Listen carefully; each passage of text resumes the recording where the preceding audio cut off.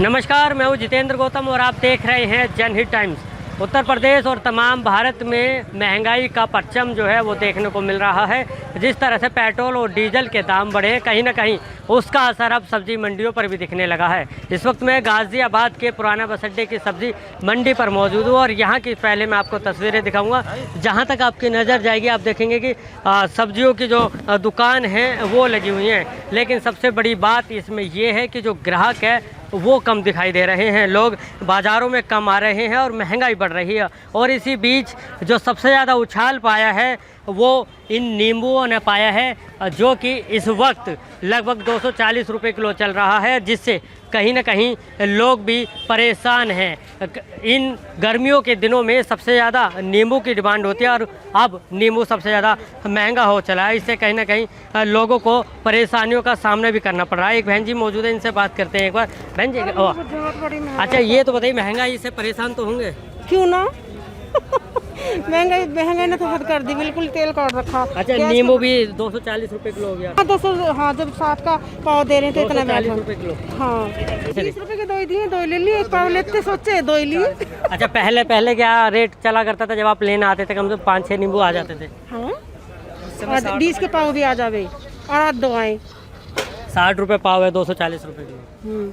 तो कुल मिलाकर देख सकते हैं जो आम लोग हैं उनकी जो दुकान है, जो आम लोग हैं उनके घरों पर, उनकी जेबों पर इसका असर देखने को मिल रहा है। और इन तमाम जिस तरह से महंगाई बढ़ी है, कहीं ना कहीं लोग परेशान हैं और इस परेशानी का सबब अब लोग झेल रहे हैं। यहाँ हरी भरी सब्जियां हैं, लेकिन इनके लिए हरे हरे नोटों की ज़रूरत अब ज़्यादा आन पड़ी है। पहले के मुकाबले महंगाई ज़्यादा हो चुकी है। ज़्यादा जानकारी के लिए हमारे साथ वेलफेयर एसोसिएशन के अध्यक्ष, सब्जी मंडी के अध्यक्ष मौजूद हैं, इनसे बातचीत कर लेते हैं। यादव जी, ये बताइए, ये जो महंगाई बढ़ रही है कहाँ पर रुकने वाली है?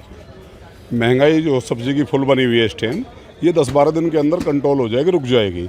जो जनता पे लोड पड़ रहा है 10-12 दिन का लोड और ज़्यादा है कि जो मौसम की सब्जी है वो सब तैयार हो गई है। जो सब्जी 50-60 रुपये किलो की बिक रही है, ये सारी 20-25-30 रुपये किलो पे ही आ जाएंगी 10-12 दिन के अंदर।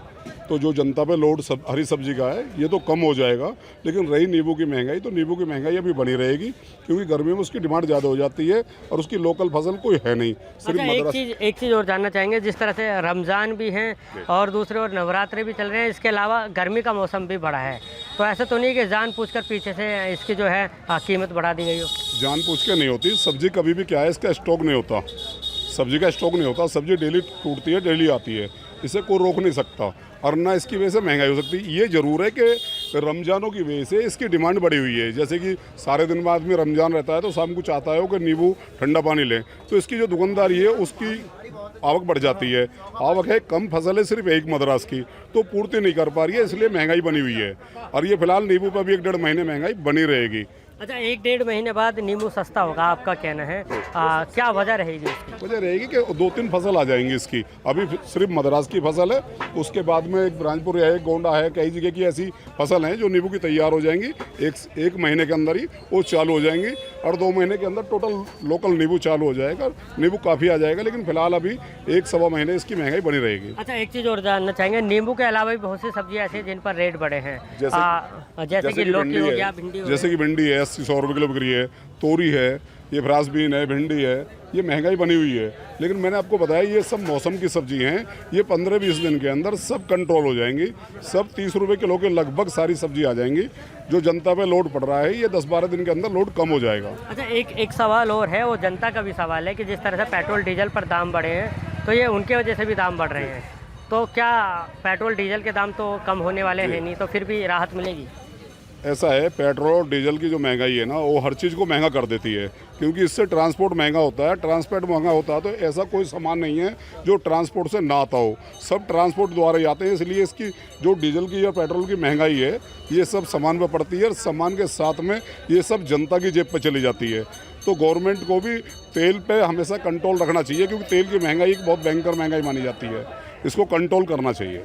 तो बिल्कुल देखिए, कहीं ना कहीं कहा जा सकता है कि जो मौसमी महंगाई है वो तो कम हो पाएगी, लेकिन जिस तरह से पेट्रोल और डीजल के दाम बढ़े हैं और जिस वजह से सब्जियों के दाम भी पेट्रोल डीजल की वजह से बढ़े हैं, उस महंगाई को छोड़कर आसार हैं कि जो दूसरी तरीके से महंगाई बढ़ी है वो कम हो सकती है। गाज़ियाबाद से मैं जितेंद्र गौतम, जनहित टाइम्स।